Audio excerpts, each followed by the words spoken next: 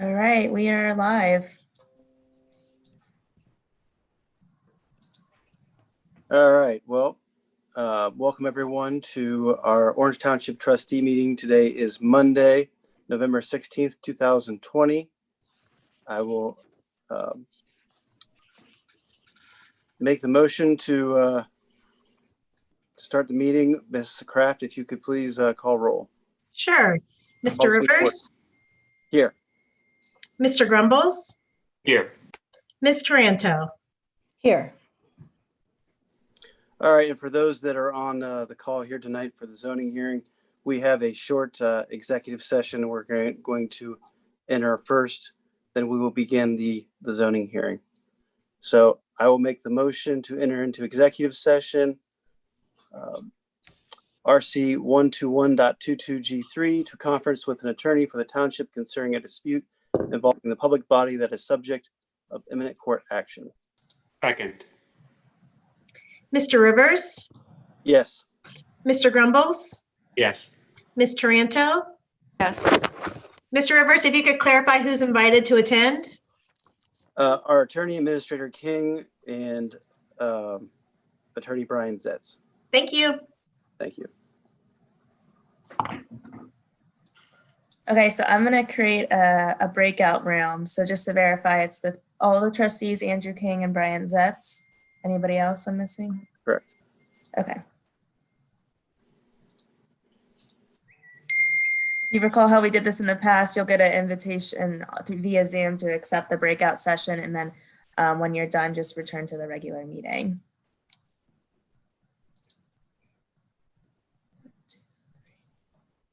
All righty.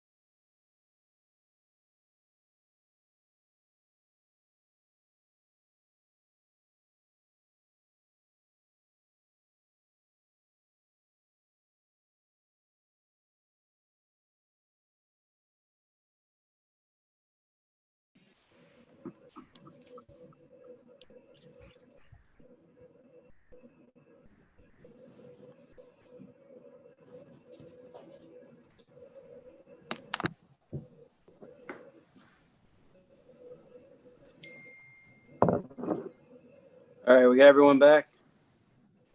Hoorah.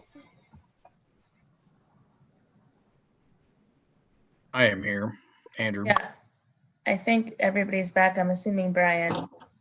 Brian's not coming back, Michelle. Yeah, he's Okay. All Then right, we we're have still everybody recording. else. Are we recording still, Michelle? Let me turn the recorder back on. Okay. We're on 377, Ryan. Okay. All right, I'll make the motion to return back to regular session. Second.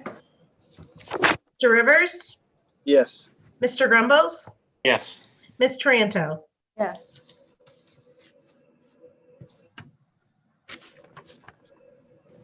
Okay, so with that, we will recess from our trustee meeting and begin our zoning hearing for application ZON-20-01 of North Farms Development LLC. And I will turn it over to Miss Bonnie. Okay, great. Thank you all for this evening. The applicant did provide some supplemental information for the board to review prior to making their decision this evening. And I believe the applicant does have a brief presentation, if the trustees are willing to let them present that, and then we would go from there. Yep. Alrighty. Joe or Trey, I don't know who's going to be doing this, or Todd, but Joe just let me Thomas. know when- Okay. I'll skim through it.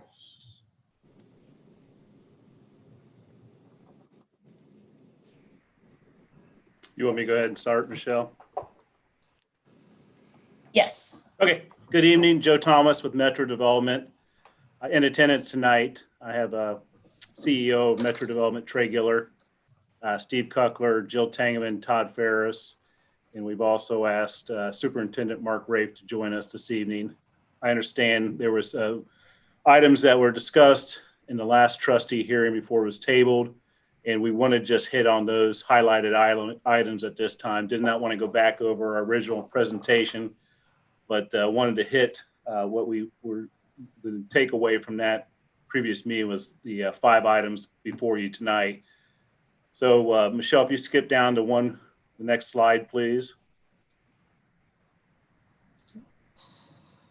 Oops. Okay. Sorry. Let's see. Okay.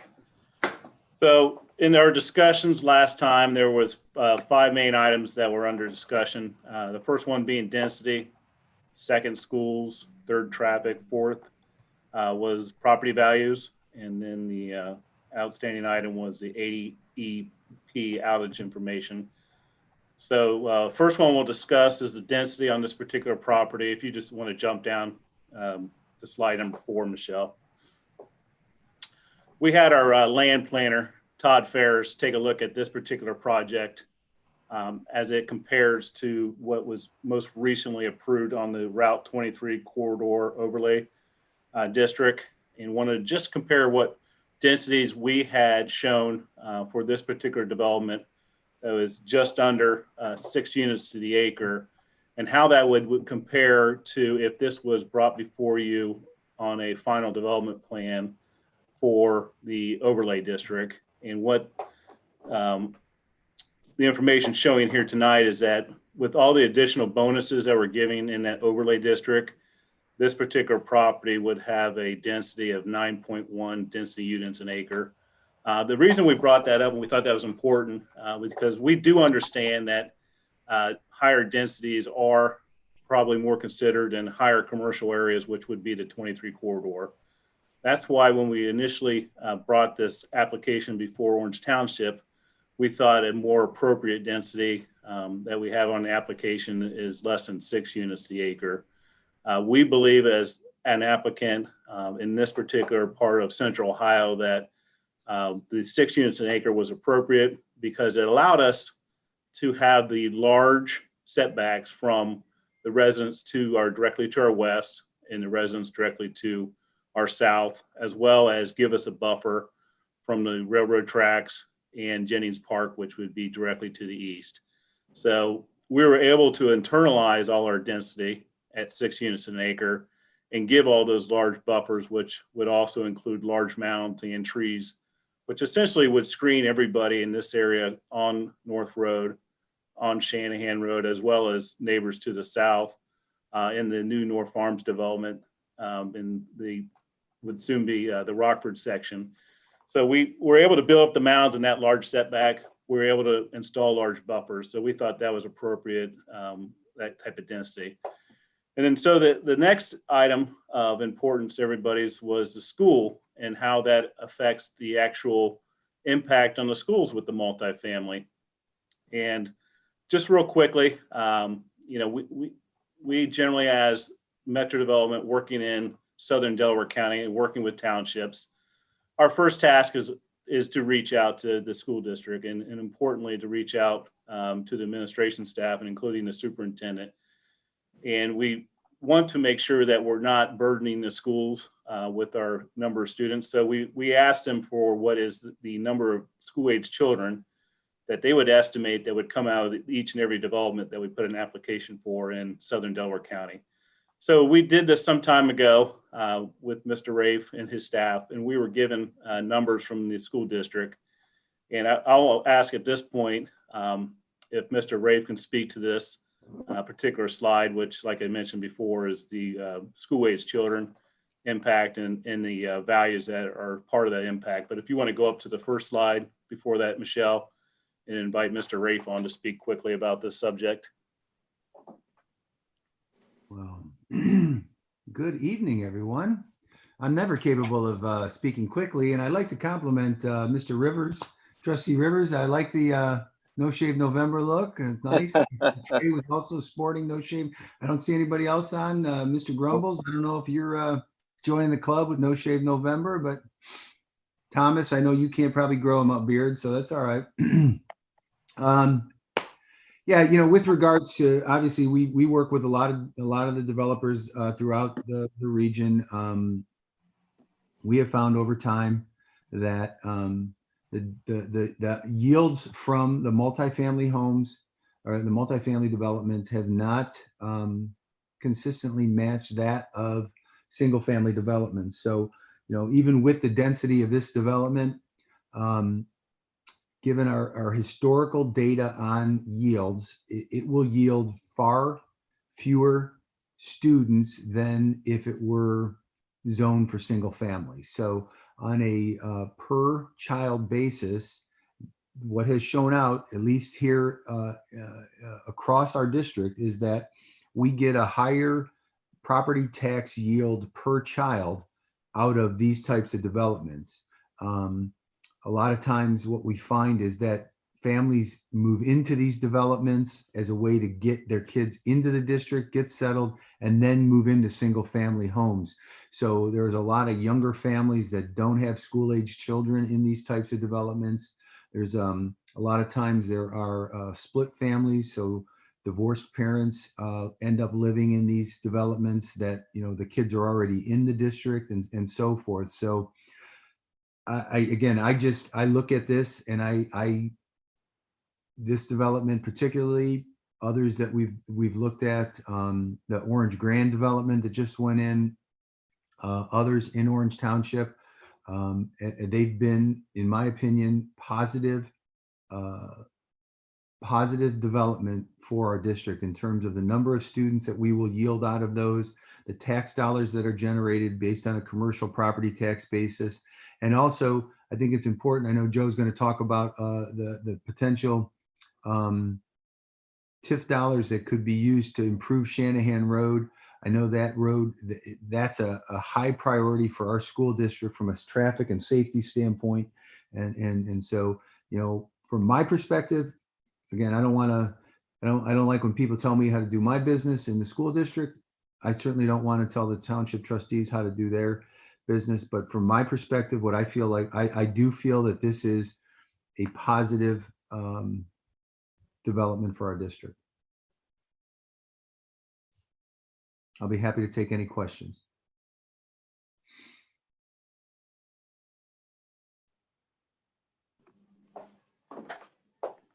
Do we have any questions from our board? Mark, have you done a, hi, it's Debbie. How are you? Hi, Debbie. How are you? Good, good. How about an apartment building that was built right next to a high school with 3 bedrooms? Have you looked at that? Yeah, I mean, obviously the 3 bedrooms typically does produce a little bit higher yield across the district. But in looking at most of them, they have such a low number of those. Again, what I'm seeing is they end up being mostly these split family developments that are these split family residencies that and I talk to a lot of our parents who are going through a split family situation who want so desperately to be able to stay in our district, and they just don't have the opportunity because there's not enough of this type of housing available for them, and they want to stay in the community, but so that they need 2 or 3 bedrooms if they have 2 or 3 kids. But the reality for us, what I really see is they already have a house somewhere else. One of the parents is staying in that house. The other parent ends up in one of these types of multifamily situations. So that just gives them the ability to have a more stable family structure, even though they end up being a split family. And then I'm sorry if that appears anecdotal, but I live in a condo community, and I see it every day walking around. I've got probably in the condo community I'm in at Olentangy Crossing, there are probably a half a dozen of our teachers who are divorced that are here as single parents that are living in our that their spouse stayed in their home, and they're just so thankful to have a residence in our district. So and again, from a yield standpoint or a tax yield standpoint, we're getting twice the bang for the buck out of that family because there's 2 residences for 1 kid. The reality is the single family homes just don't ever pay for the number of kids they yield. They're just, I had 4 kids in a single family home. I was killing the district. Okay, thank you, Mark. Sure. What about in regards to the infrastructure and roads there? Yeah, again, when in talking, like I know Joe's going to talk about this Shanahan potential road improvements to Shanahan. If we could get Shanahan widened, it would be just a wonderful improvement for us. We would like to obviously have the North Road improvement, the North Road extension going north. We would like to relocate our access road to the south or to the west to match up to what could be potential road improvements on Shanahan with the new Berlin Meadows subdivision going there to the north. So that all plays in really well. Honestly, Mr. Rivers, I don't see how this type of development is going to have it. There's already so much traffic on those on North Road and Shanahan Road and everybody feeding into our complexes that, I just don't see how it's going to have a negative impact overall. And again, looking at my development, the where I am, there just seems to be different, again, nowadays, I guess it's hard to judge nowadays with the traffic patterns and the people not working of the pandemic, but the way people feed in and out of that North Road area and the Shanahan into the Shanahan Middle School, Heritage, and Olentangy High School, you're just always going to have traffic in those areas. It is what it is. But if we could get Shanahan Road improved through this project, through the TIF in this project, I think it would be very beneficial because I know the township doesn't have money to fix Shanahan Road. Berlin Township isn't interested in fixing Shanahan Road, and certainly the county, it's not one of their priorities. All right. Thanks, Mark. Yeah. I want to, this is Ben Grumbles. I just want to comment a bit on the economic development component of this. As I understand it, there's multiple TIFs in play right now. And I believe that the one of the caveats to these TIFs being approved by the district, Mr. Rafe, if you probably have a better understanding of these, since they came about before my tenure, but the agreement with the district was that with the TIFs that exist throughout the township on other commercial properties, those monies would be reinvested in roads that are a benefit to the school district in particular. Is that correct? Yeah, that's what, and that was real important when we entered into those with the county and the township. It was really important for me to stipulate that whatever improvements we do to benefit, and I wouldn't say benefit the district, but obviously having better roads for our buses to travel on and our students travel safely, that's important. But it benefits the community, right? It's a win for everybody because we improve infrastructure that's going to be more congested, right. Due to the need to get children to and from schools and the high school traffic, et cetera. Yeah, you beat me to the point, Mr. Grumbles. It is, I think it's the benefit for the community. And the way I look at it is and sure, we divert some of the money we might receive from a commercial development, but it's really just taking the public dollars and putting them from one public pocket to another. And I go back to what was negotiated with the Kerbler property, and the township negotiated a little bit extra, for lack of better terms, because the roads that we were going to put in there, they had to maintain.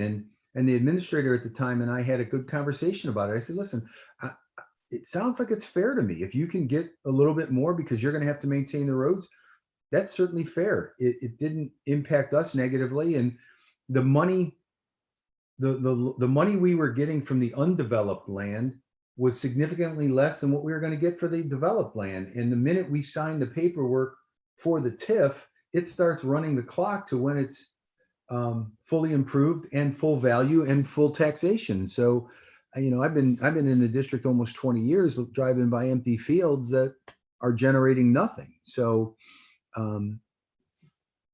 this project generates more tax dollars than it costs to educate the kids that are going to come out of it. So others don't do that.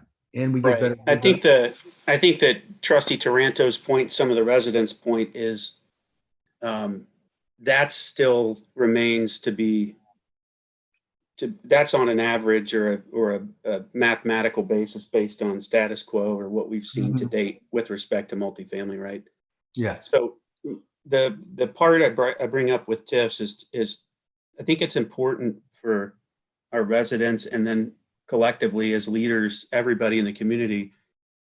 When I prepared to run and I know we spoke and I looked into economic development, the concern I had is the continued application of TIF dollars or TIF as an incentive or an economic development tool.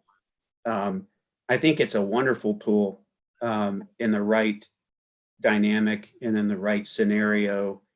But when I look at our school district and I look at our township and where we're at collectively, and not just our township, but the district as a whole, other townships are much like Orange in that we have, favorable income, top tier professional resident base, everything's is favorable. And then, when you look at the school funding and the way that, your board certainly goes above and beyond communicating those statistics out when the time comes to talk through them. And even when it's not time to make a decision, they do well to keep us updated on those calculations and how they work.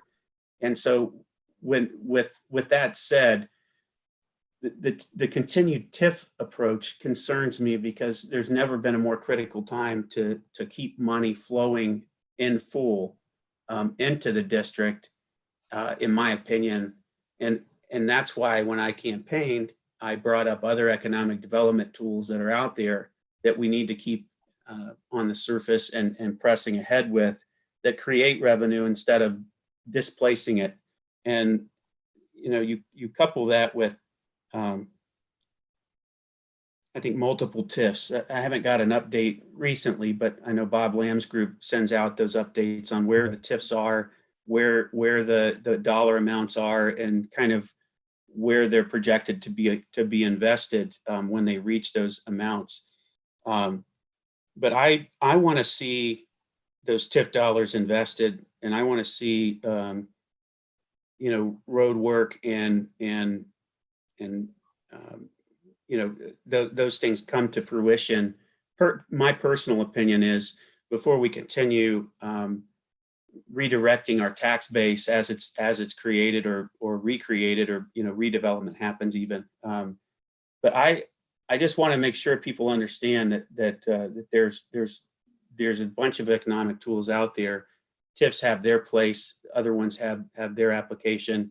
But I get concerned with the continued approach towards being locked in with TIFs, just because I want to see, if we have development, I want to see the full dollar amounts flowing into the school system and benefiting the schools.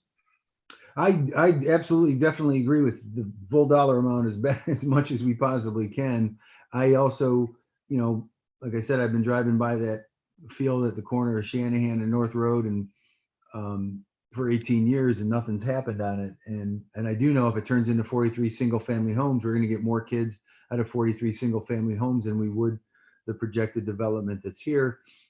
The taxes we get, even at the lower level, or even at the TIF levels, are better than what we're getting now. So I try to look at it holistically. And Bob and I have had different conversations about TIFs and JEDs and all the different economic development tools.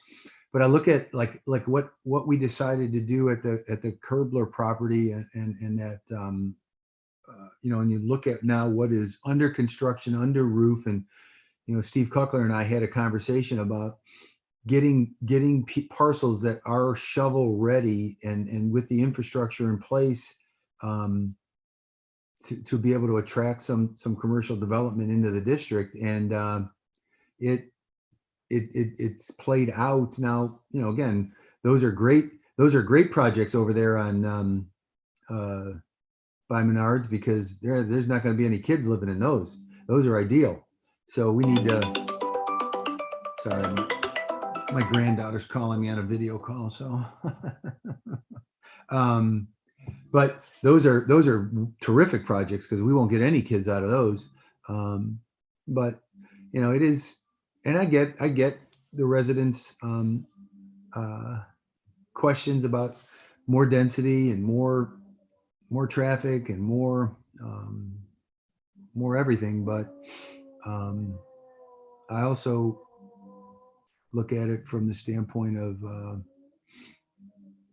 long term. There's benefit to diversifying our housing stock. There's benefit. There's just I see a lot of benefit in trying to keep the dirt moving and keep the development going.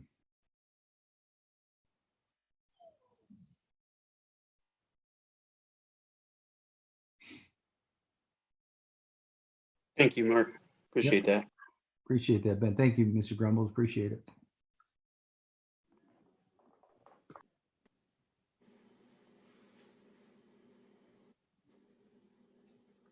Who do we have? Like we had next here in the presentation. Yeah, Joe Thomas again. If you would slide to number 7, Michelle, please. Mr. Rafe, Superintendent Rafe, touched on the obviously the benefit or the lack thereof of benefit for single family. So just to give you a little background, we did study what the existing residents provide, as well as far as school-age children in the existing North Farms. What's developed out there currently has 183 students. Their total property taxes, if you would go, if you look on that particular slide itself, it generates a negative $359,860 as far as the amount of income that comes from their property taxes. But however, the amount of tuition or the amount of cost to educate those children. Now, the schools, from a standpoint of the property tax revenue, as far as the percentage of revenue that comes from property tax for the school district is 0.69 or 69%. Of course, the other $11,000 is made up through other forms within that revenue stream. So, however, if you look at the existing North Farms, there's a deficit of $360,000. So if you look at the balance of what would be 43 units to be developed out there as 144 multifamily units, it shows a positive income stream to the school district in the green of $178,244. And that is all driven from property tax at roughly $3,300 a year for the property as far as the multifamily. And that's on a value of roughly $115,000 per unit value. And that, of course, will increase year after year. But just to be conservative as far as the starting date value, probably will be in somewhere around $115,000 per unit, which, like I said, gives you a $3,300 tax revenue. So that's a positive in the sense that $178,000. However, if the school or the actual 24 acres that we're discussing tonight does get built out at the 43 units of single family, there's another deficit of $183,000 that would be added on to that existing $359,000. So there'll be an even larger deficit for the schools as far as the revenue income from property tax. So I wanted to point that out. So Michelle, if you go to the next slide, and this kind of segues from the conversation that Superintendent Rafe had regarding the roadways and the improvements. So the conversation last time, as far as what is the overall positive for the public, and one portion of the public is, of course, access to the Shanahan Road entry to Olentangy schools. As everybody knows, they travel up and down Shanahan Road as it currently exists. It's a 2-lane road and barely 2-lane. It has pretty significant ditches on each side, both the north and south. And it's even more of a ditch as you get closer to the Shanahan school entry for Olentangy School District, which is the Shanahan Middle School, which previously was the administrative buildings. And then it, of course, hooks into Heritage and Olentangy High School. So we had this area studied, and we look at a possible cost to improve the Shanahan Road, roughly $1.1 million for this improvement. If you go to the next slide, Michelle, it'll show you the improved area. So basically, we'll be widening everything on the south side of Shanahan Road, and this would start from the North Farm subdivision as it exists now, and it would go all the way past the existing entry into the Shanahan Middle School or the administrative buildings and the softball fields. This would also realign where the entryway used to come into Shanahan Road.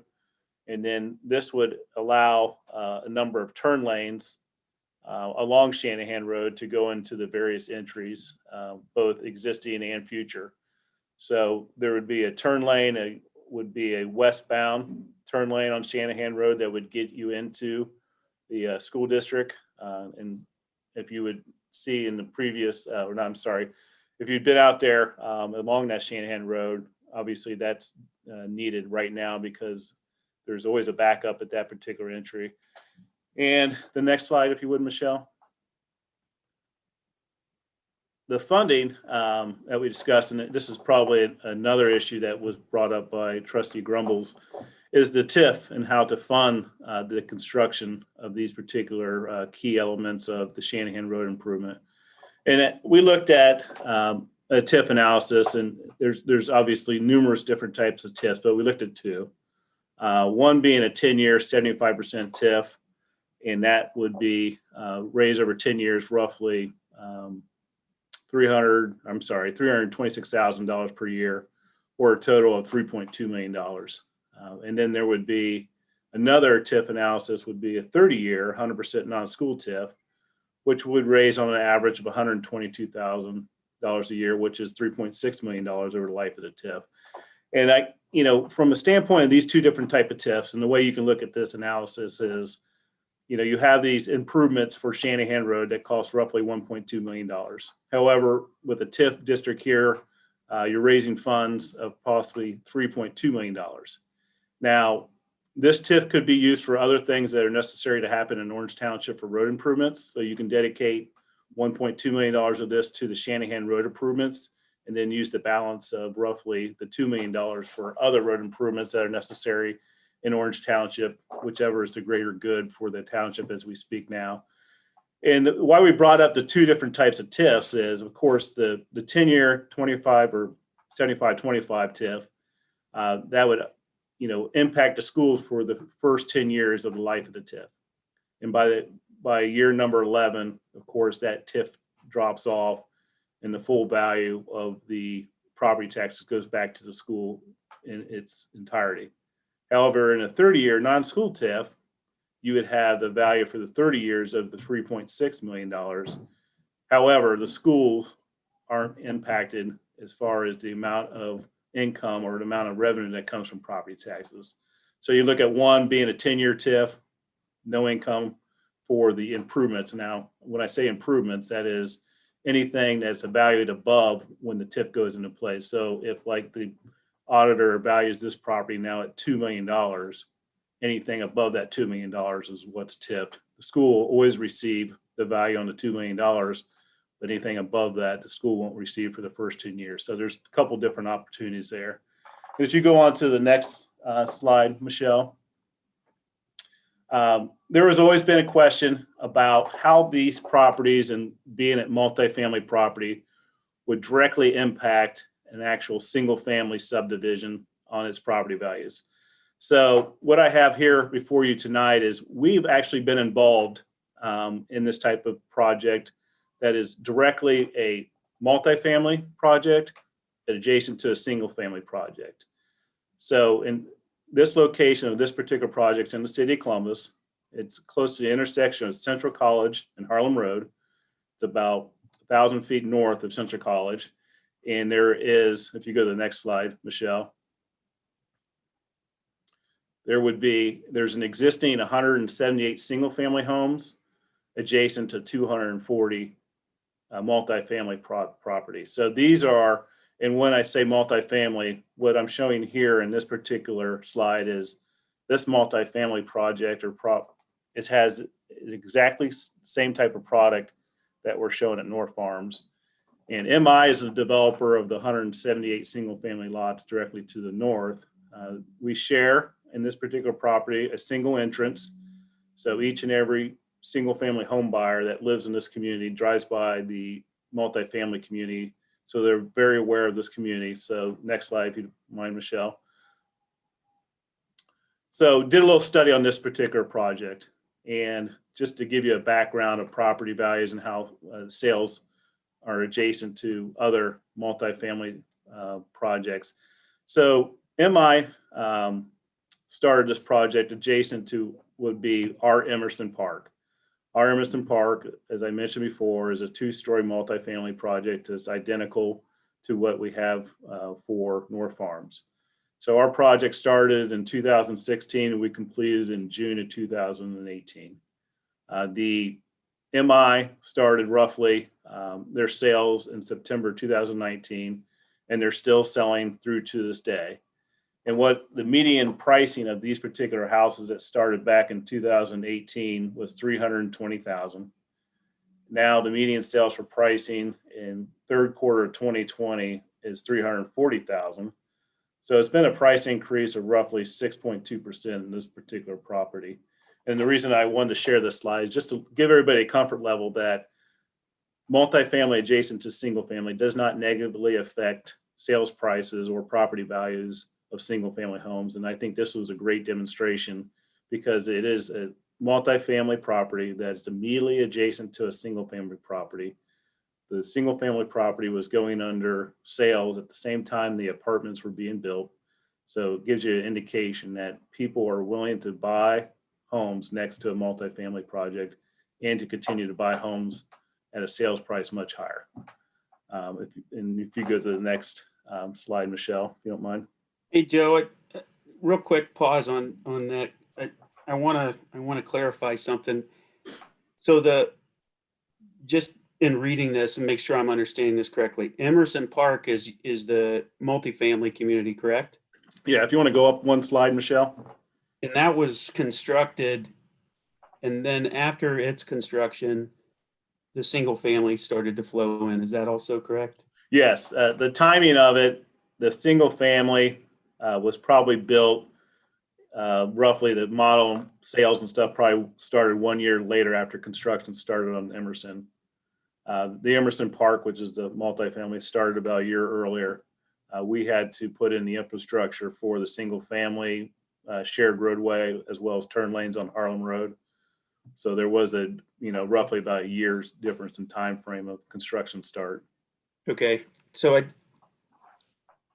I think that's fair to bring up from a value proposition, but the component that we're still not speaking to is that the resident concern surfaced were around, if you're going to look at a single family home and you're driving past apartments or multifamily to get to the house you're going to look at, I think it's safe to say there's a clear understanding from the onset of the dynamic that you're investing in, correct? If you're going to invest in a single family home in a proposed area, and the plan that the home developer or community is proposing or selling you on is that this is what your neighborhood will look like, and you invest in that vision. So we can understand here with your presentation the value in this specific example, but there's still a component of expectation that our residents have voiced as a primary concern as it relates to the comp plan, et cetera. So I want to make sure that's called out and surfaced. Sorry to interrupt you. I'll let you keep going. Oh, no, I appreciate that. Appreciate the comment. It's, as we developed in Central Ohio, we've been developing since roughly 1964. I've been with the company since 1994. My father worked for the company since 1978. We've been in the business a significant amount of time. We've developed, quite a bit of multi-use type of communities that have a mixture of multifamily as well as single family. I thought this was probably the most direct information as far as immediate sales of apartments adjacent to single family and how they affect values. There's significant, obviously, data throughout Central Ohio that you can look on as far as, just in Orange Township alone. And I understand there's some significance to the discussion tonight that when you buy into a particular area, understanding what's in that area is a concern to everybody. And I understand that, and there's no doubt. So if you go to the next slide, Michelle, again, I'm sorry, slide 15. Just to kind of put a book note on this particular research that we provided this evening is, just for that reason, the subsequent adjacent multifamily with single family has not negatively affected the sales prices. The multifamily, obviously is currently there.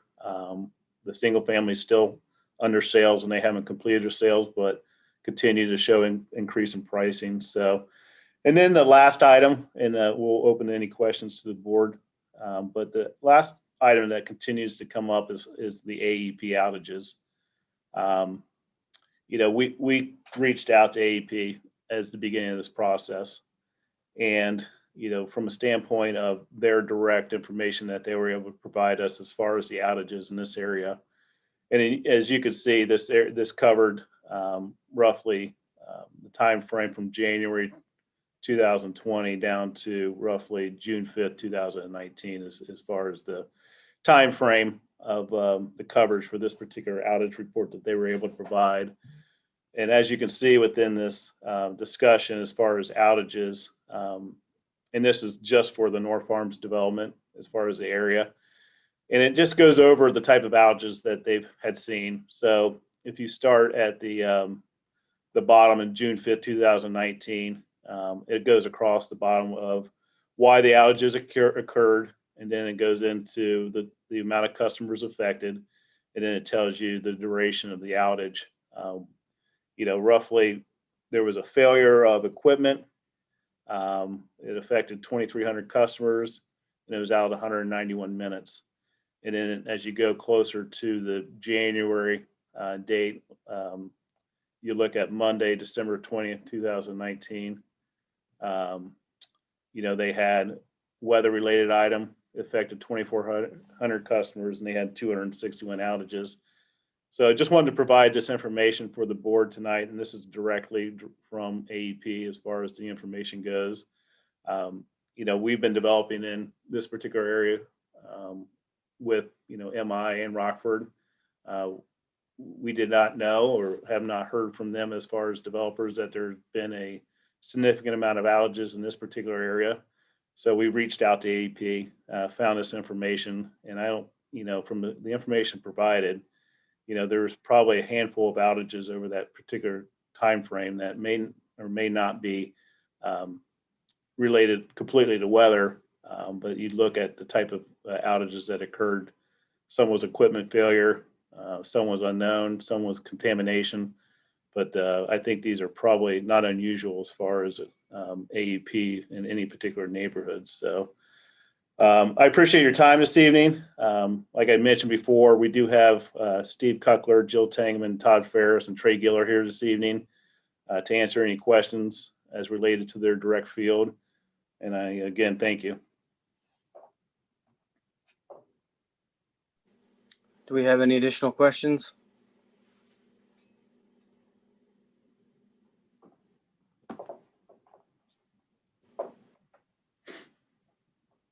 If we don't have any questions, I'd like to open it up to discussion.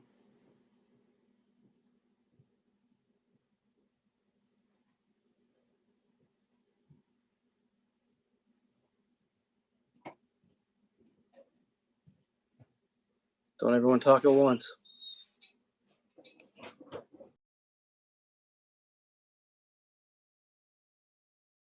Michelle, do you have anything you'd like to add? The only thing I'd like to add is that based on the YouTube chat, we are receiving several comments. I know the applicant's counselor, Steve Kuckler, has been responding to some of that. Thanks, Steve. But I just want to make note for the record that public comment is closed, and that was closed at the last meeting. And we will copy all these comments submitted on YouTube and share them with the trustees. But I just wanted to make note of that. And then the last thing I have is we did draft 2 resolutions for the trustees' consideration this evening, one for approval and one for denial.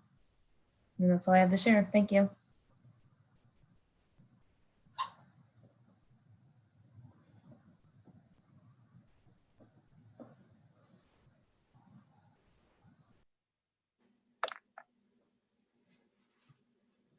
All right, well, since I guess no one else wants to share their thoughts, I'll speak up here and go first. I know with this area, obviously there's great need for the infrastructure and for roads.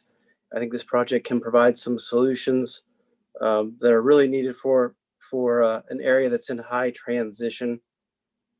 When you talk about development and a vision, obviously Evans Farm has made a lot of progress on the housing side, but there is a vision there with the commercial and now with Jennings Field.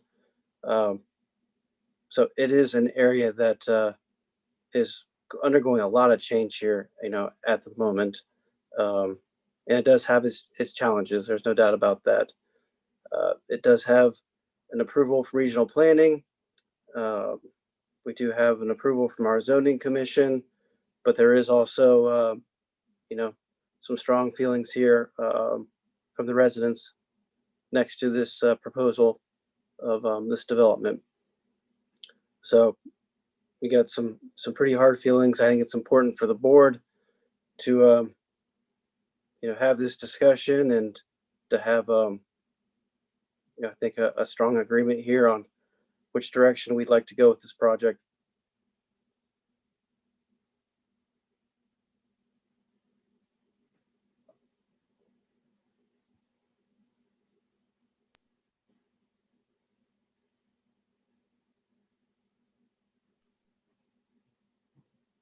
Uh, or I don't know if Trustee Taranto haven't heard any comments from you, but I've shared a few things with from my perspective. For me, I think it's critical that we partner with developers and figure out solutions to get the township moving in the right direction. I campaigned around that, and that includes residential. It includes all types of residential, and it includes commercial. Um, in this case, I've seen the product. I think it's not a bad product. It's a good product, um, and I don't have any doubt that that multifamily has potential tax benefit. But I also know that the way numbers work, and I brought that up the last time. I don't need to dive back into that. So my decision and my perspective isn't rooted in um, status quo math or best case scenario math or any of that. It's more of what are we doing collectively as a community, and what's our dynamic, and where do things sit. I think it's all fair to talk through what we're seeing at Evans Farm, what we've experienced there, and the impact that specific community will have on the area. But this particular spot, and then you look at kind of what we've done with the overlay, and we've recently passed there.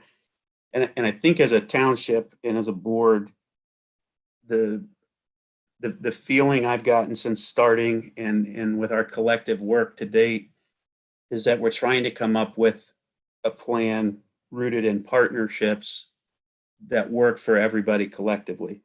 It works for the development community, the schools, the residents, everybody involved.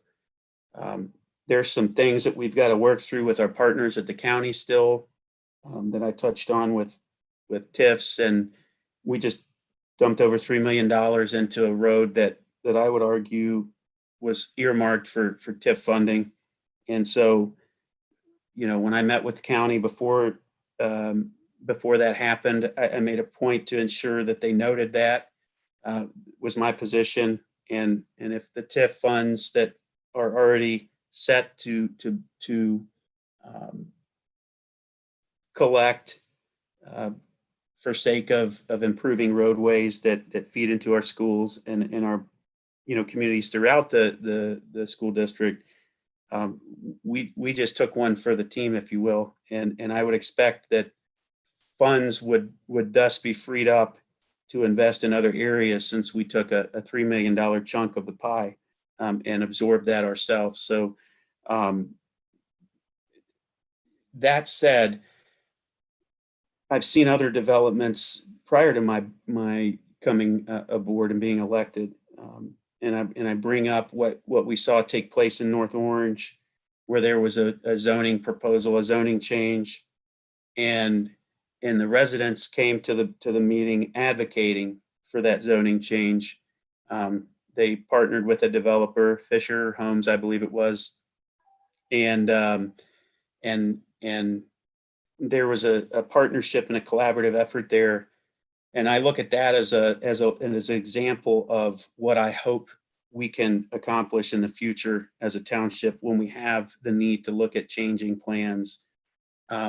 As it stands, I do think, and I think Michelle would agree, that it's a good time for us to look at our comprehensive plan now that the overlay's done, and say, how do we adjust for what we've just accomplished in the overlay and what we expect to see happen there? So how does that now offset our comprehensive plan, and do we change based on the numbers and the expectation that we will have development in that commercial district, and how do we now right size our comp plan to smooth out our township funding and what the nuts and bolts are, and make a cohesive plan we can all be proud of, and that includes the development community, because they're going to have to be treated as partners And I know that's a new thing for several people in our township to think about. They're our partner. In this particular case, the part for me that that I struggled to move past still, it's not the product, it's not the developer, it's none of those things. It's the plan, it's the comprehensive plan, and what it has been from the onset of this community, and it's why I brought the point up with Mr. Thomas when I shared that, you know, that community is, my understanding is smaller lots, closer together. I think there's even some, you know, hands-free, if you will, type living there where the community's maintained. It's not necessarily, it's more in line with the community behind Kroger, the Ryan Homes community back behind Kroger, from what I gathered, higher density, single family than what you would experience if you were to go to North Farms today. But I look at that resident base there, and I've heard what they've said, and their expectation moving in and investing in our community.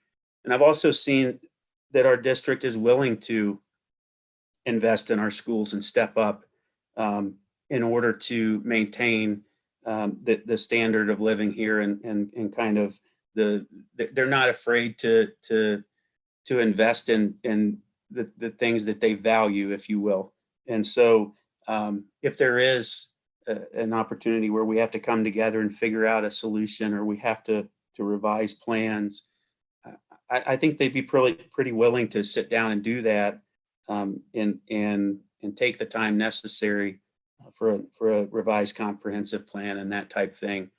But, you know, for me at this time, and I look at the comprehensive plan and I look at the resident feedback, it's clear to me that they invested in something with an understanding of that plan. And so, you know, I have trouble, you know, I try to put myself in every position and then think through, you know, objectively what a day in the life, if you will, where I would be. And so, you know, I would, if I made an investment decision based on an expectation, and someone came back and told me that, I would be likely just as disappointed or upset, or whatever you want to call it, as they've conveyed to us collectively as a neighborhood in a resident base. So I think we have to figure this out as a community, and we have to understand that developers, whether every project is approved or not, or some are and some aren't, they're our partners. We've got to work with them and come up with solutions to keep them engaged in our community. And you know, this has been noted, I will say, to the North Farms community, that this tract of land, there's something that's going to go there. And so regardless of the outcome tonight, understand that it could be more or less desirable, but your voice with me, I at least want, you know, I've heard, and it's a difficult decision because I do believe that there's a need for multifamily, and all the things that we've heard are true. I just think we've got to get that into the right spot and consistent with our plans. So, you know, for me, I'm you know, from a discussion standpoint, that's where I'm at, and those are my comments. So I'll go back on mute now. Allow Trustee Taranto to take share her position on things.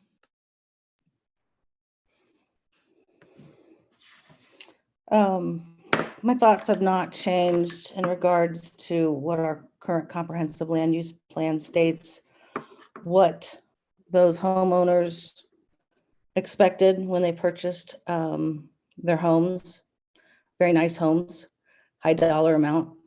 And I've listened to all of their comments, their emails. I wish that they actually could attend a meeting, because I think it has a different dynamic when they are in the meeting with us rather than watching from a YouTube channel. So I regret that for them. I'm not against this developer or the work that they've done at all. And it is a nice product, as Ben had said. However, I did my due diligence in the 23 overlay where we changed things, excuse me, that was in the comprehensive plan for that area. And we did it officially. We did it with input from many different entities, and I supported that plan. And with that, I also supported multifamily within that district, the overlay. So I feel like it's my responsibility to listen to our residents and what their desire is and what their expectations were when they made the investment that they made. Thank you.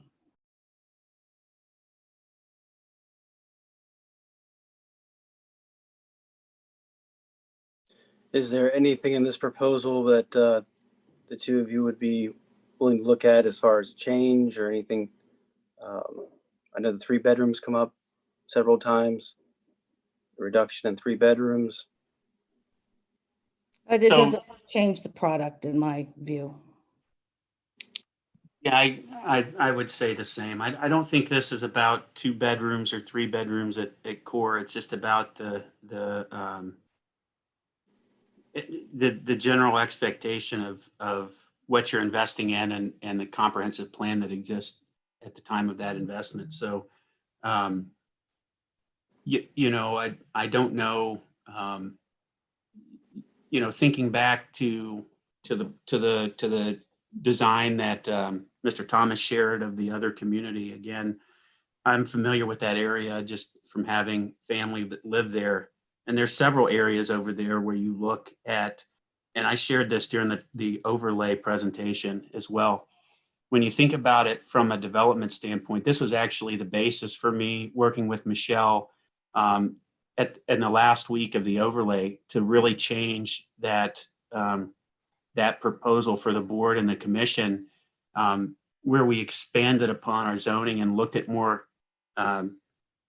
cohesive zoning that wasn't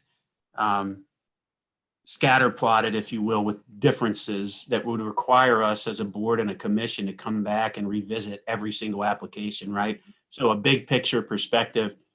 And one of the reasons I brought that up is because when you look at development in areas like that in the New Albany area where they've done a pretty good job, I think they've got a pretty consistent standard aesthetically, but they have transitional areas where you have the smaller maintenance-free single family, and that transitions into a multi-level multifamily, and then transitioning into those small maintenance-free is the single family product like you might see at North Farms. So they've done well to kind of phase in their development and building. And that's really when I looked at the corridor and my personal position on the corridor, why I wanted to see us make those changes in the last week is to facilitate that so that we take the handcuffs off of our developers and give them larger tracks to really look at and build in those types of transitions, because on the west side of our township, we have existing single family that's awfully close to commercial. So we would need to be mindful of those transitions. And similar, I think, as we see, Evans Farm continue to grow, and, they're developing. There's equipment moving there now, and there are more and more homes being built there. And it's a little different than what we see of the rest of the township. But it was something that was approved already and that they're working on. But I would say that from a development standpoint, we're going to have to be mindful of what's already in place and going in, and then look to partner on both sides of that sandwich, if you will, because now we're looking at the filling, right? So what's in the middle, and how do we work with the vision on both ends of that and come up collectively and collaboratively with a solution that everybody thinks is a good fit. And that's part of that revised comprehensive plan effort. I think that's in order, similar to how we did the overlay. So that would be, I guess, a long-winded answer to your question, Trustee Rivers. I don't think that it's, I kind of taken a bit from what Trustee Taranto said too, and what I said earlier. I think that, we're going to have to look at this more holistically and as well as this specific plot and partner with Metro and other developers that have invested in our township already, but want to continue to do so and develop plans that take into account our full, potential in the township, and making sure that we have things zoned accordingly so that with everybody in agreement, we avoid some of these longer, coming to change things up with every proposal type approach, so that there's this is part of one piece of a larger puzzle that we've solved as a community, if that makes sense. So that would be what I'd like to see happen here.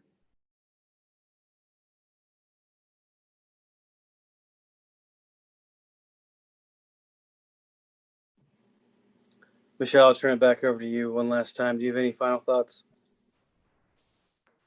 I do not know.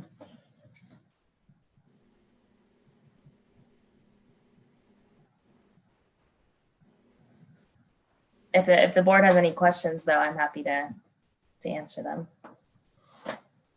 All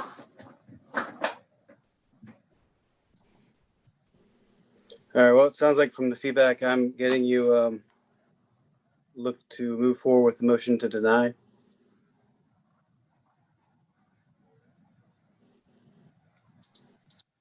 One thing before we move forward, Michelle, what's your position on my comments as far as revisiting the comprehensive plan now that the overlay's done, and making sure that we have the key stakeholders in our development community and residents as well, that are a party to that? And this would be something that I would look to you individually to lead for our township, as opposed to Sure. having others lead. I think now that you've done the overlay, you're well suited to take on a project like that independently. Yes, I mean, we completely revamped our comprehensive land use plan back in 2018, and we did pitch the idea to implement an overlay district within the comp plan. And now that we've gotten to that stage, I think it is time to revisit it, as I believe with the new administration, the new trustees, and a more forward-thinking mindset overall. We do have a need to revisit that sooner than later, I would say. I mean, I agree there is a need for diversity in housing and similar products of this kind. However, the comprehensive land use plan at its current stage does not recommend this for this site. So I think it's a tough call to make for this particular application, but I agree that there is a need for it. And with the overlay district, I think we're going to see a lot of applications coming in the nearby future that'll really shape our community. And seeing those first couple rounds of submittals will really help us guide our vision for the next land use plan. Great. And so, Michelle, I appreciate that. And I'm hearing you commit to working with Mr. King on getting that started. And so I think from a key stakeholder, I want to put on the record that my recommendation is that we ensure that our key developers, Metro and the folks at Evans and others in our community have representation in that, so that their concerns and perspective can be shared, and what that way we understand what makes sense, and their position up front, as well as the residents have a voice. And then finally, I would love to get someone from the school district, some like active representation that can come to those meetings when we have them, or that can sit in on those as we're talking through numbers and impact, who can liaise or consult from that perspective, so that we have all of the bases and things that, kind of like looking at Mr. Thomas's presentation tonight, right? All those bullet points are addressed up front, so that we are addressing those concerns proactively and then not requiring. There's a massive investment from a development standpoint in these proposals, right? So it's the right thing to do to make sure we do our best to partake in that up front and avoid, similar approach like this where possible. Does that make sense? Mm-hmm.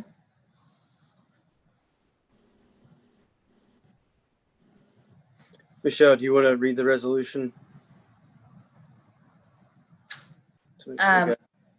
So I did, our legal counsel from Eastman and Smith, Joe Durham, he updated our resolutions for this evening.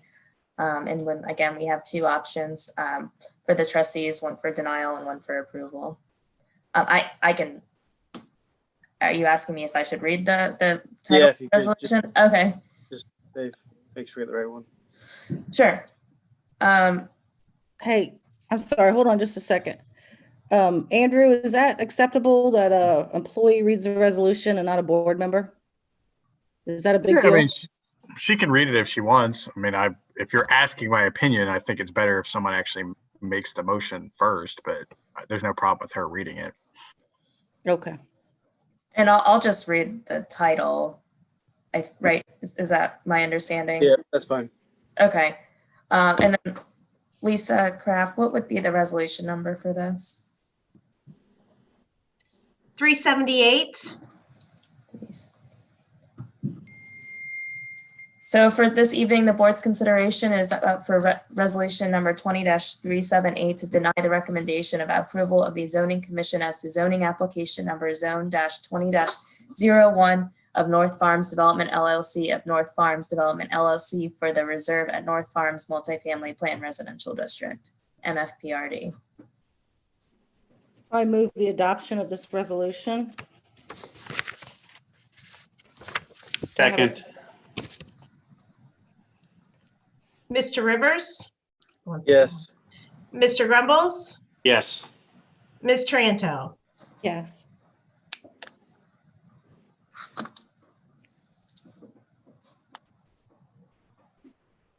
All right, well, that we'll close the hearing for zoning application ZON-20-01. And with that, we will return to regular session.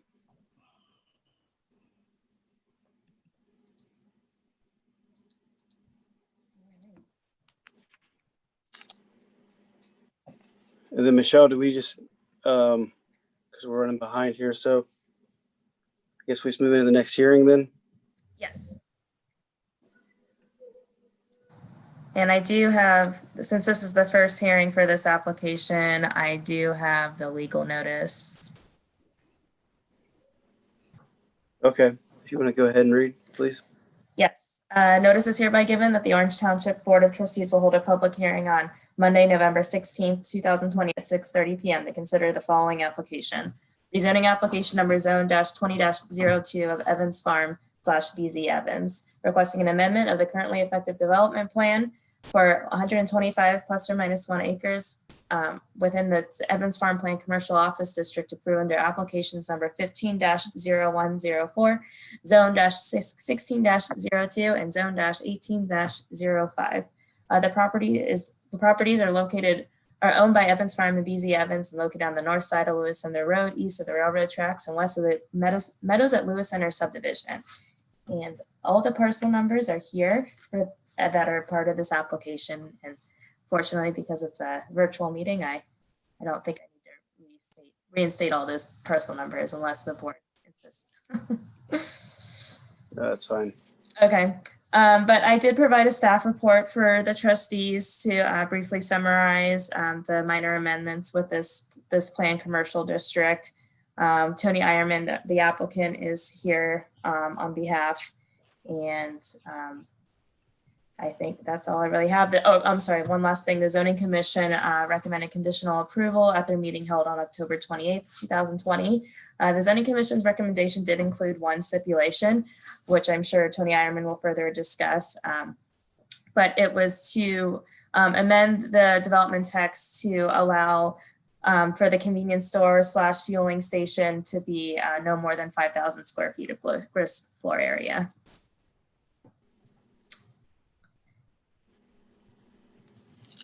And that is all I have. Thank you. And Michelle, kind of going back to what we just talked through, and specifically as it pertains to Evans Farm, I've mentioned this several times, and I know we've talked as a board about it off and on since I started in January. Do you think it makes sense for us to collectively look at Evans Farm zoning with the folks there and our zoning commission and the board or whomever, and kind of try and get in front of some of the smaller nuances that seem to consistently pop up with respect to that development project? Because I know it's a time-consuming approach for them. It's a time-consuming approach for us. And it looks like there may have been some opportunities at the front end of the entire project that kind of put everyone in this situation that we might be able to address collectively at this point. Is that a fair statement? I think that's fair. I don't think any of us really want to see an amendment to Evans Farm, every few months. Tony Ironman and I have briefly talked about this, and I think the way the text was written back in 2015, it really. No, I have no doubt that it's a great plan. It's a very large scale plan. However, it was very detailed and specific when the plan was initially written. And I think things change, market conditions change. It's really hard to stick with what was originally planned for in 2015, which is why we are seeing these continuous amendments. I think with this current amendment in place for the planned commercial districts, which I'll definitely have Tony speak up more on, we are eliminating some of that, those unnecessary details, the overall development, the amount of units, the uses remain the same. It was specifically designed, and I think some previous administration and council on our end created difficulties to follow that. And I think we're trying to change this for the better. And I think as much as Tony likes seeing us, I don't think he wants to do this every year. So, yep. And I think going back to my earlier comments about our plans, right? Mm-hmm. We've set out plans, and granted, some of these changes are very small in nature, related to 100 square feet or, a 1.5 foot setback, or, those types of things. I still think we owe it to recalibrate collectively. And I just wanted to voice that. I would like to see Evans Farm collectively. I'd like to see us take pause as part of that comprehensive effort, if you will, from a resident, developer, school district, all of those things. Include that in that larger effort, because I think it's important that we get a pulse on, expectations across the board and stay true to those once we dial in and stay consistent in how we operate as a board and so forth. Sure. So I'll just leave you with that and go back on mute. Thank you. Sure. And Trustee Grebels, just to add on that, I think another challenge with this is that when this was created, and still at this current stage, we do not have a multifamily district in our zoning code. I think if Evans Farm came to us when we did have such a district, I think a lot of this would have been a much easier and smoother process. But it took over a year for us to create 2 districts, one for single family, one for commercial. And my thoughts and our staff's opinion is that this shouldn't be divided into single family and commercial. It should be one unified, comprehensive, multi-use district. And we just don't have our zoning resolution. There's no standards to follow with that now. So I know I don't want to bring up the comprehensive land use plan again, but not only do we need to update that, but we really need to revisit our zoning resolution to allow for these Evans Farm types of areas to become a more multi-use area. I mean, the overlay district does emphasize that, and I'm happy to see that. And I think we'll see a lot of good opportunities come near to us soon. But for anything outside of the overlay, like Evans Farm, they just had some really big challenges. And I think that's why we're seeing a lot of amendments. I agree. That's great. You captured exactly what I was going for much more eloquently. So thank you. I think we've got to be mindful of the development community as well. And again, calibrate collectively so that we can avoid the time consuming and costly kind of nuances that we're dealing with now. So I appreciate that and look forward to seeing you get going. Thank you. Sure thing. Tony, I think we'll give it to you now. Good evening. Thank you for your time this evening. For the sake of time, I'll jump right in on this, and I'd be happy to answer any questions as we move forward. I'll use the page that's entitled Development Text as kind of my guideline. Using the second bullet point, the sub bullet points underneath numbered 1 through 8. The first 5 are really a request for the zoning amendment. The last 3 are simply sharing information and updates for the township. But in what was just previously mentioned as far as the challenges of the zoning resolution that was in place at the time, and working with the township staff, we had some great opportunities, but we also had some constraints. And the first sub bullet point, which starts with all development standards for the permitted 496 dwelling units shall be maintained according to the standards previously approved by Orange Township. We are not requesting any addition to any densities or overall quantities of units, multifamily, single family, it doesn't matter. We're not requesting any changes to anything. This is more, the first bullet point is more a reflection of one of the constraints we had on us when we first did the zoning back in 2015. In Exhibit A, each of the sections or areas of the planned commercial district was divided and subdivided for the sake of planning into smaller sub areas, each of which were assigned densities, areas, total numbers of units. Back in 2018, we came in with a zoning, as Trustee Grumble has already mentioned. We do come in about every year, it seems. Planned commercial came back in 18. That was a result of the YMCA area, and the discussion for the Y still exists, and we're still very much interested in being there. But originally that was assigned with, I can't remember the numbers, but it was well over 100 multifamily units. Short of losing those, we reassigned those back in 2018. Since then, the plan has evolved as it should. And the area west of the tracks has been laid out, and it's in for final engineering and final plat approval. And the areas that aren't, the quantities of units that are not going to be used over there, we're trying to bring back and recover over in the other portions of the planned commercial district. We're not asking for any more units, simply relocating those that were already approved.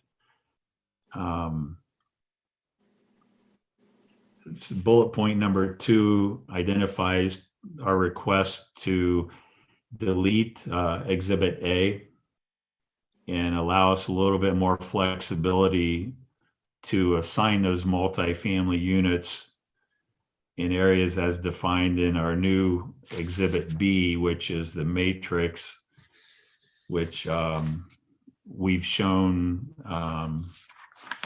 with red highlight the areas we're proposing to put additional multifamily units or relocate the approved multifamily units. As the plan sits and as it's under construction right now on Evans Farm Drive along the east side, we've started construction. The staking is out there. If it would ever stop raining, we'd probably get the foundations in pretty quickly for buildings 1 and 2 of the retail buildings. And those have been approved for commercial retail office on the first floor with flats or multifamily units above.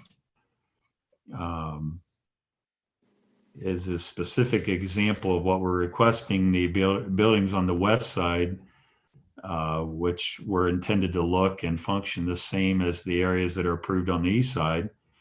We'd still like to have the same application with the retail, office, commercial uses on the first floor with multifamily above. And those would be buildings 3 and 4 on the retail area. That's really what the first 2 bullet points, actually the first 3 bullet points are requesting, is flexibility to move the multifamily in and around the planned commercial area that's was approved back in 2016.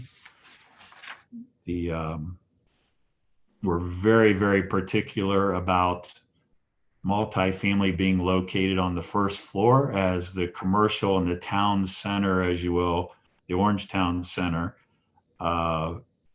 is to be a commercial retail area. In the first floor, and the streetscape of that has to reflect that.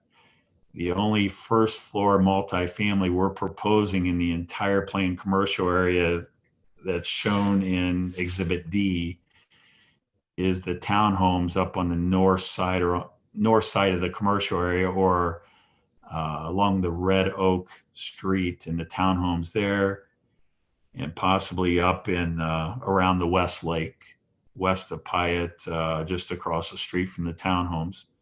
Everything where the town center is the retail area will have commercial office on the first floor.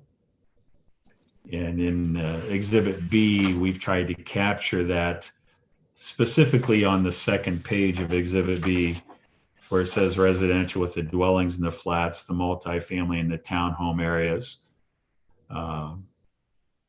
with the U signifying the permitted on the upper floors only being on the multifamily flats. That's our request on the first, basically the first 3 sub bullet points of that development text sheet. And then it goes into that also in the 4th bullet point as well. In approving this, I think it allows us the flexibility that we didn't have back in 2016 or in 2018 to continue moving forward without having to come back through the township for zoning amendments. And I give a tip of the hat and a lot of credit to Michelle and her staff for helping us come up with this solution.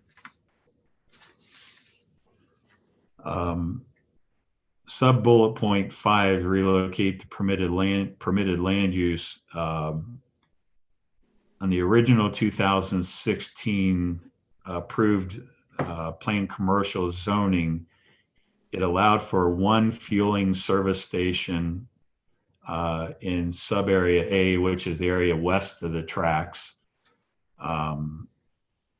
We've been approached by such a use to be located on the northwest quadrant of the roundabout for the Home Road extension, which is shown on the, the Exhibit D, which is the development plan, and we're requesting that use be relocated from the west of the tracks to the east of the tracks, but west of the roundabout. There you go. And the roundabout's just about dead center along Lewis Center Road there. There you go. and it'd be located between the roundabout and the access off of Lewis Center, located west of the roundabout, fronting onto Lewis Center. It wouldn't take that whole quadrant, I don't believe, but it's along that frontage of Lewis Center Road there. Architecturally, it would be compatible with everything we're doing through Evans Farm and the planned commercial area of Evans Farm. And the standards that were approved in the 2016 for that use would still be applicable. We're not requesting any changes to the standards of that, simply a relocation of that use. Setbacks along Lewis Center Road would still apply. Lighting would still apply. Landscaping would still apply as well. The one thing that we worked with the zoning commission on, we found that I had a typo in there. It was my typing for 1,500 square feet. And the zoning commission and we worked together and came up with an acceptable 5,000 square feet for the gross floor area for that convenience store. As we discussed in the zoning commission, the convenience store serves ice cream, and while we wouldn't name the convenience store owner, it's not real hard to figure out who has ice cream in a convenience store. That would fit into that area and still fit in the similar footprints of buildings as we have through the areas east of the roundabout along Lewis Center Road. The one request with that too is on the original development plan, the access to the west of the roundabout, which is shown there as a stub off of Lewis Center Road, originally showed a right in, right out. And we're requesting that it's aligned with, I think it's 3rd or 4th Street on Lewis Center Road, or on the south side of Lewis Center Road. We were requesting that be a full turn in, turn out in each direction. And that may require a widening of Lewis Center for a left turn lane in there. And we'll work with the county engineer's office as we move forward if we're approved through the township on the removal of the right in, right out to the full service. Moving on, it's more information sharing. The plan that's in front of you now on the screen is the most current development plan. It is very quickly moving forward. The thing I like to point out most on the whole thing is, well, there's a lot of really neat things about it. Market Street originally had a slight dip in it. We decided to turn that into a full island in the center. That's a tip of the hat to Hyde Park down in Cincinnati, if you're familiar with Hyde Park, where they have the full park in the island in the center. It's the same scale as far as width goes, to be used as more of a community gathering place. Hyde Park shuts down their main street that has the island in it for their art fairs and their farmers markets, sometimes their food fests and things like that. And that's what we see that Market Street and the island in the center being used for frequently as the town center for the township. We still have well over 1,000 parking spaces shown between the area east of buildings 1 and 2 and west of buildings 3 and 4. We were approved for flex parking in those areas, and we're very comfortable that will suffice in our retail uses and our multifamily uses. We are, however, if we find that it is not adequate, one of our permitted uses is parking decks, and we are able to do that in those areas, and that's why they're kind of a little bit boxy in shape. But that's and parking best accommodates the most numbers in more rectangular parking spaces, general parking spaces anyhow. The seventh bullet point is not included in the submittal, but it's a document in section 1407N in the approved zoning. The site coverage, if I remember the numbers correctly, is 45% building coverage, 75% lot coverage through the entire planned commercial area.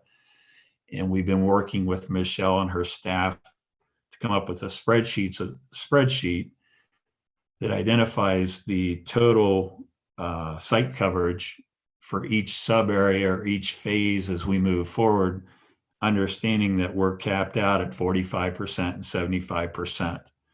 So it's kind of a running tally, if you will, to allow the zoning office and Michelle and her staff to keep track of that as we move forward. That includes everything in this planned commercial area shown on the Exhibit D, as well as the area around the oval. And all of our planning takes that into account as we go each step of the way. And then the last bullet point is simply a statement that we're not requesting any additional number of units. We're not asking for any more single family or multifamily, any higher densities or anything. It's simply relocating those multifamily units that were approved into areas that are a little bit easier to respond to as we move forward. And with that, I'd be happy to answer any questions.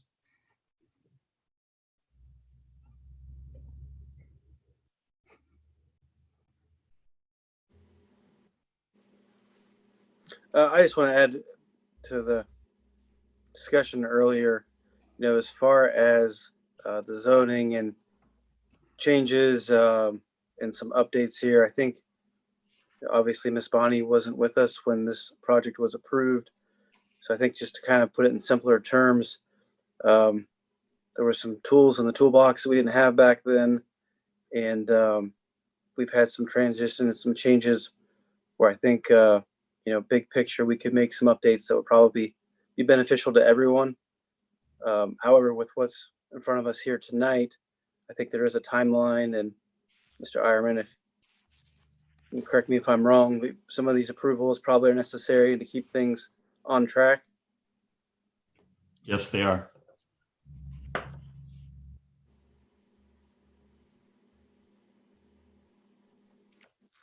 The buildings 3 and 4 are the two large retail buildings on the west side of Evans Farm Drive, just to be a little bit more specific, are currently being designed architecturally, they're being designed now. They are, the plan is for BZ Evans to start buildings 3 and 4, and just because I used the numbers in, I'm not sure if I can even read the numbers that are on the, okay, they are there. Thank you for enlarging that. Buildings 3 and buildings 4, the intentions are to be very much similar uses, similar architecturally as buildings 1 and 2. But the way the zoning was approved back in 2016, the top floors of buildings 3 and 4 could only be office and could not be multifamily at all. And what we're finding is that the office demands are not as great with the current environment as we had hoped. Buildings 1 and 2, the retail for those two areas is not completely full, but it's intentionally not completely full because we have about 60 to 70% occupancy in those two areas. We are already talking with users in buildings 3 and 4, as well as select users in the remaining areas of buildings 1 and 2. I don't hold me to the number, but I think there are 3 restaurants in buildings 1 and 2 already. We could easily fill the rest of the vacancy with restaurants. However, we need some restaurants on the buildings 3 and 4 as well.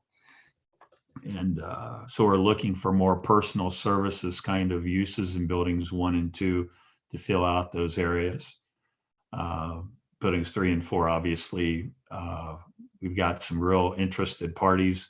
However, they won't start until buildings 1 and 2 are finished.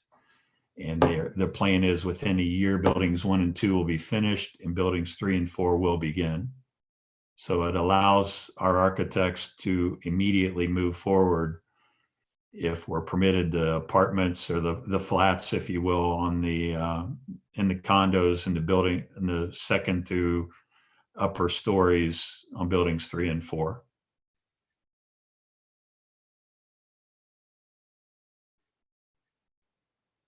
And just for a little bit of clarity, townhomes on the plan on the screen that you have here, you can see is the very top units 12, 13, 14, and 15. Those straddle what was originally a sub area, and the southern sub area did not allow for townhomes. The northern one did. With this request in the zoning amendment, it removes that restriction and allows those townhomes to come in those areas. Townhome 15, just for clarity, townhome 15 will no longer be there. 12, 13, and 14 will be a little bit larger.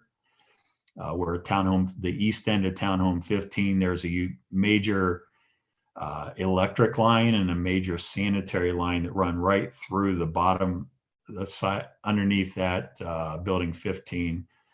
So we're removing that, widening 12, 13, and 14, and there will be a plaza at the east end of townhome 15 to accommodate the live work at the end of what will be townhome 14 expanded. And the elevations of 12, 13, and 14 will start to look a little bit more retail-ish, though they will be townhomes. Very attractive if you've been to Norton Commons, some of the townhomes and the retail, the live work areas there, that's what the look is for townhomes 12, 13, and 14, where 1 through 11, which is north of that, face onto Red Oak. Those will be more of the townhomes, more like Marymount would have. And I know I'm talking other communities, and if you're not familiar with those, I'd be happy to share more detail, but 1 through 11 looks more residential. 12, 13, and 14 is going to be a little bit more of a retail look with a little bit more fenestration on the top and a little bit more architectural detail along the roof line there, where the townhomes 1 through 11 will have shingles, look more residential with the gable roof and the shingles on the that you'll be able to see from the sidewalks.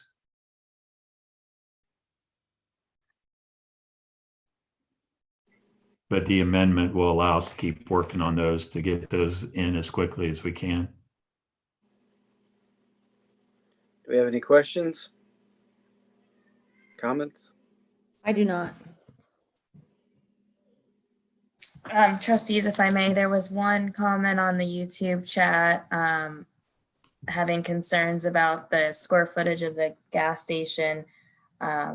Tony, can you just emphasize or talk about that a little more on how we got to the 5,000 square foot? Sure, I'd be happy to. The original approved zoning and it came up in the zoning commission. Originally, it was approved for 1,500 square feet, and I can't remember who brought it up in the zoning commission, but they said, you know, did you talk about that in the year of zoning process? And honestly, we did not. It was something that just never came up. In looking at it recently, 1,500 square feet is a 40 by 40 building. Actually, it's a little bit less than that. And it's inadequate for any type of service station at all. We originally came in and said it would be 15,000 square feet. Our architects on the zoning commission wisely pointed out that small grocery stores are about 15,000 square feet, which was way larger than we ever intended to be. And it was proposed to us, and we were pleased to accept 5,000 square feet as a reasonable size for a convenience store with an ice cream shop.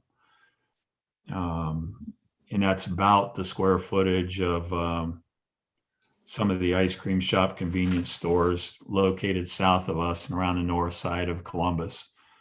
So that's how we arrived at the 5,000 square feet. It does fit into the square footage of buildings that we're proposing along Lewis Center Road. It's probably a little bit smaller, but that's okay. And it fits the use nicely, accommodates what we wanted accommodated in there. And it makes a good use as we approach from the roundabout towards the railroad tracks. And that area is still along the Lewis Center Bikeway, or the trail, that multi-use trail that's proposed along Lewis Center Road. So it's a community type of access to the convenience store, as well as for the residents in the community of Evans Farm.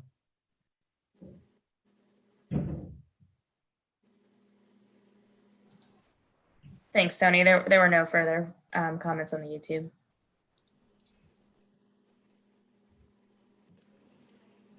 And we're at 20-379, Lisa. No, I have us. Oh, yes, we are at 379. Yes. Okay. I'll make the motion to approve resolution 20-379, adopting the recommendation of approval of the zoning commission as the zoning application ZON-20-02 of BZ Evans.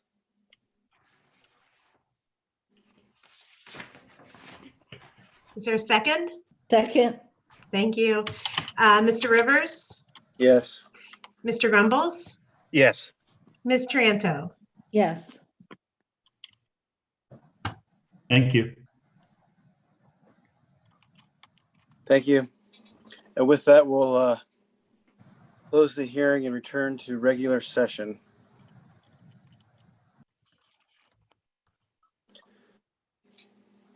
Okay, I guess that officially wraps up our executive session and hearings for the night. So now what we have left of the agenda, first up is our approval of the consent agenda.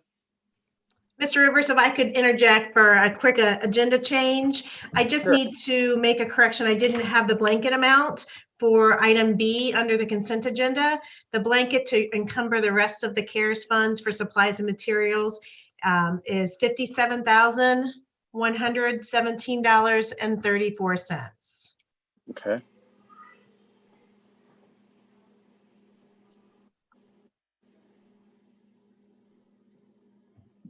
Do you have any questions, comments?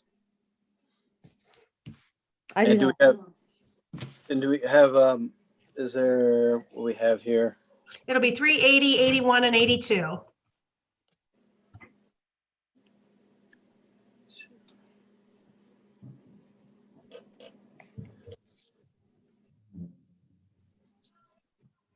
right, I'll make the motion to approve resolution 20-380, approving the electronic record of the proceedings from regular meeting held November 2nd, 2020, special trustee meeting held on November 9th, 2020.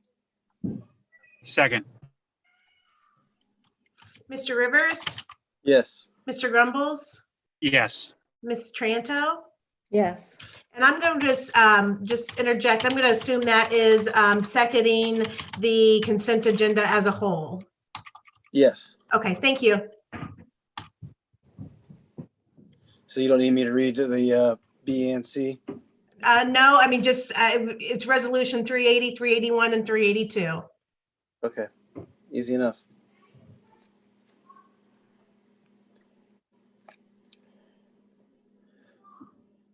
But that takes us to our park report, Mr. Cowan.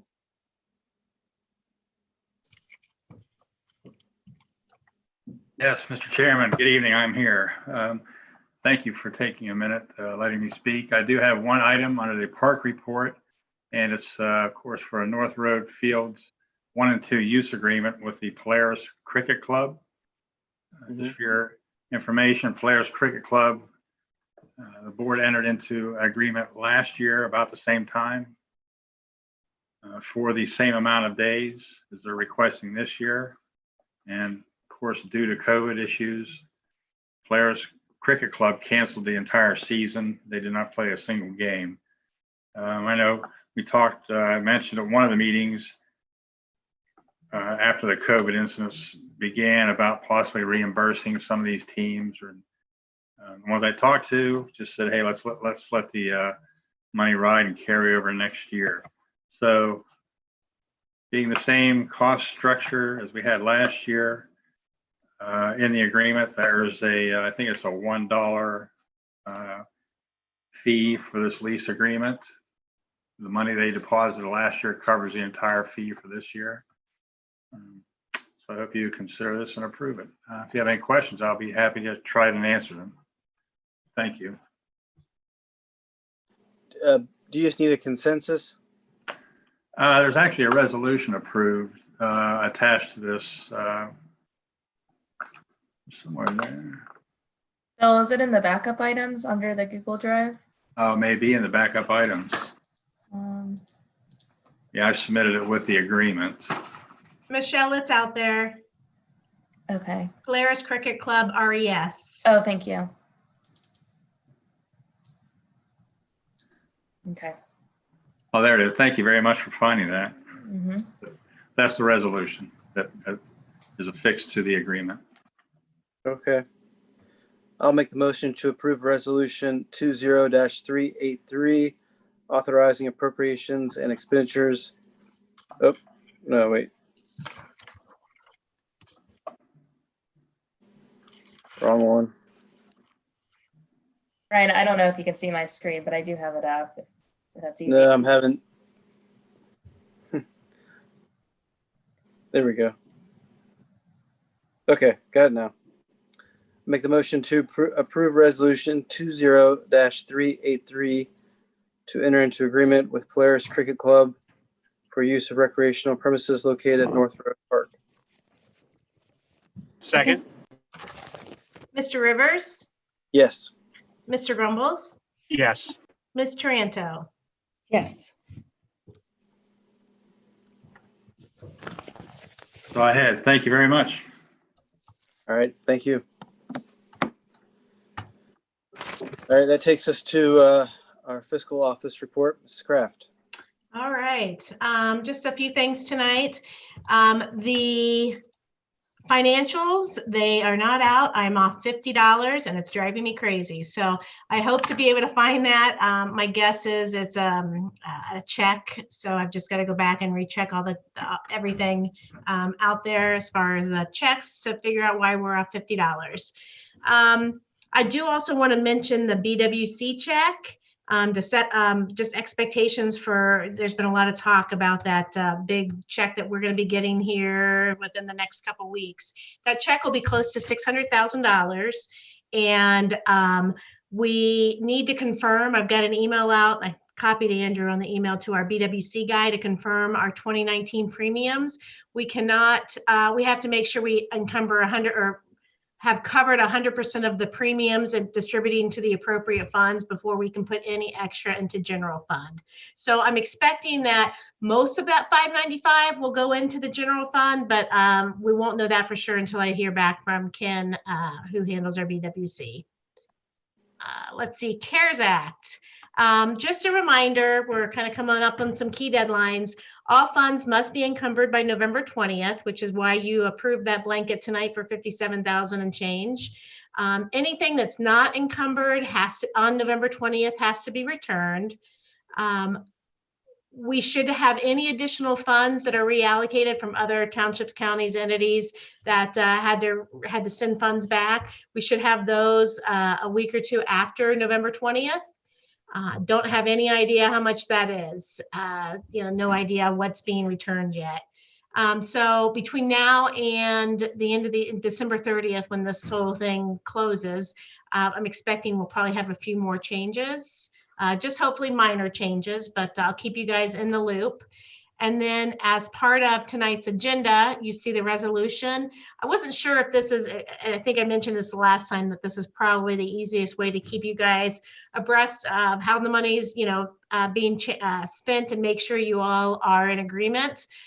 So if you arrow down, Michelle. you will see kind of here's all the things that have been approved so far. Some have been approved by individual blankets that you approved back on October 19th, and others were or POs rather, and others were using the blankets that you approved on that same date. So you can kind of see what's being spent. I've also sent out the spreadsheet with more detail, and I can continue to send that out weekly if that helps. But we are kind of narrowing in on, and Andrew and Bill can also speak to this, we're kind of narrowing in on the end of our spend as far as what we're going to spend money on. A few other items hanging out there. I sent an email this evening on mattresses, and Ben, thanks for your response on that. If there's anything else that people can think of, Andrew's still working on the hardware for dispatching in the field. So we'll have some more discussions over that in the next week or so. And I think that's about it. So if there's anything we're missing, please let me know. So Any questions? Yeah. The two resolutions you have, those were already taken care of, right? We don't need to.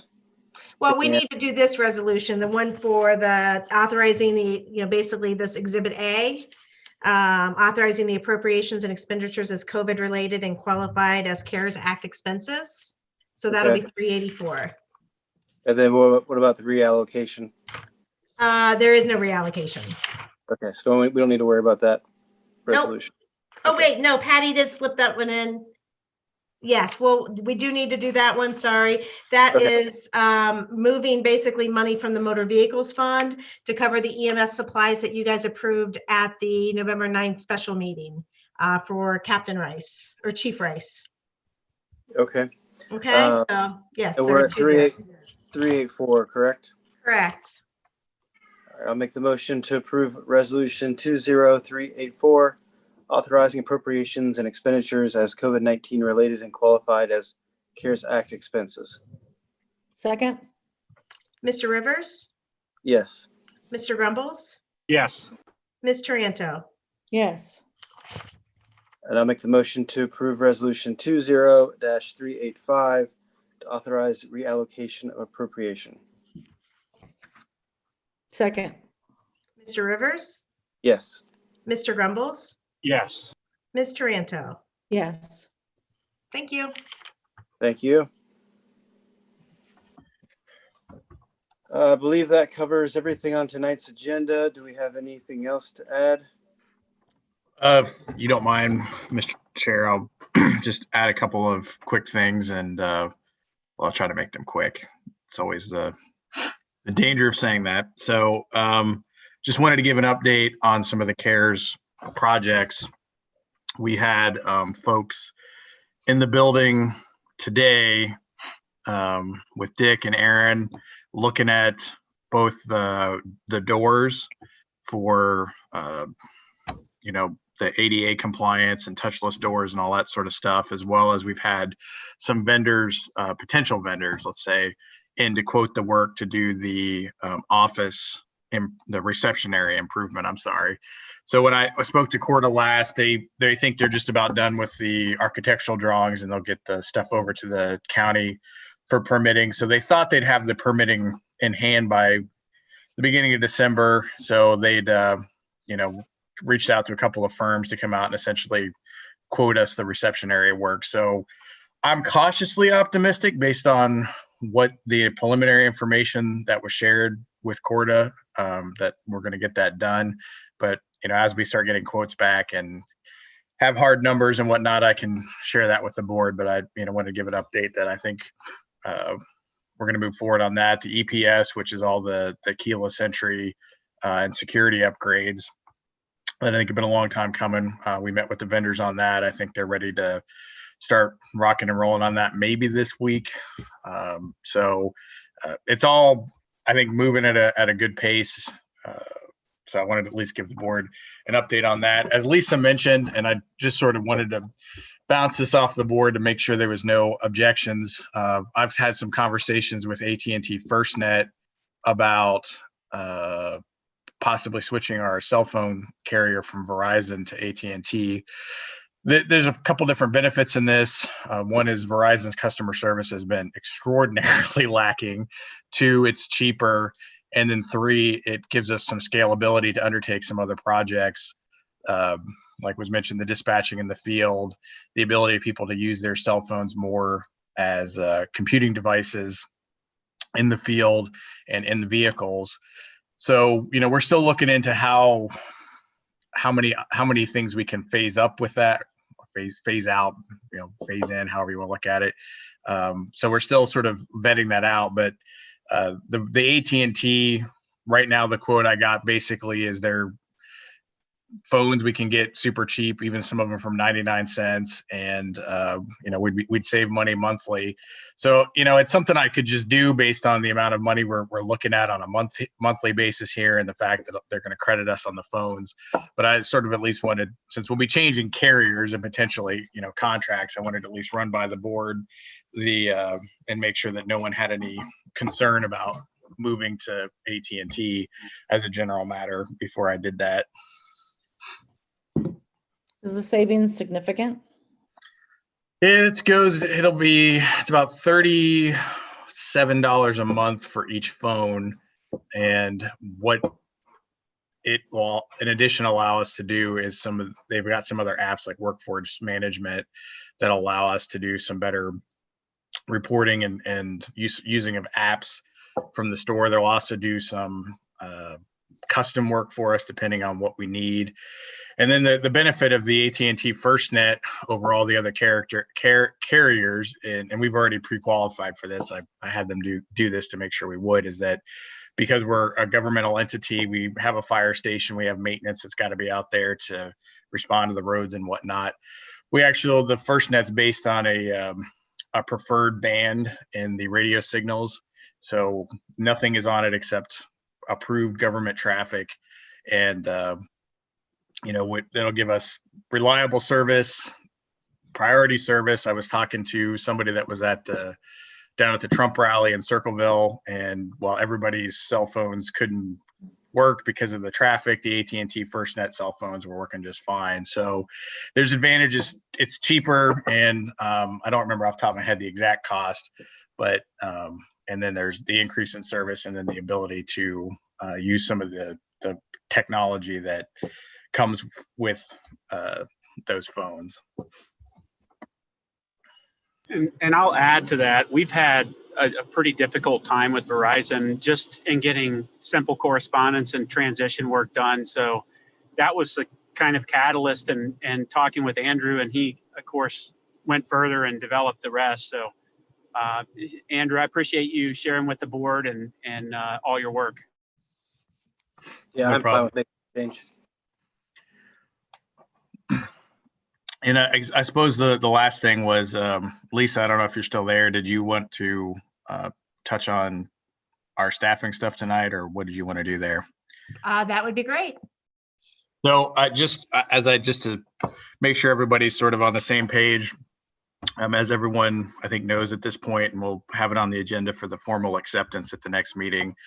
Brenda Church is planning on retiring near the end of the month, and we've talked about in the past having a position that will help coordinate some of our invoicing, our purchasing, our contracting, procurement, helping with the work orders that have come online with Dude Solutions, some of our bid packets, some of our requests for qualifications, helping, Bill with some of the scoring and whatnot.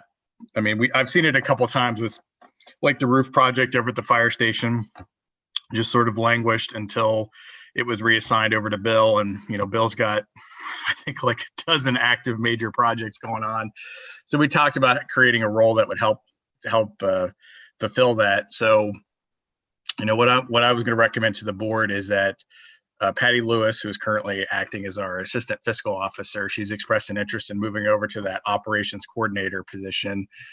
To me, it makes a lot of sense, especially with the change in the payroll system.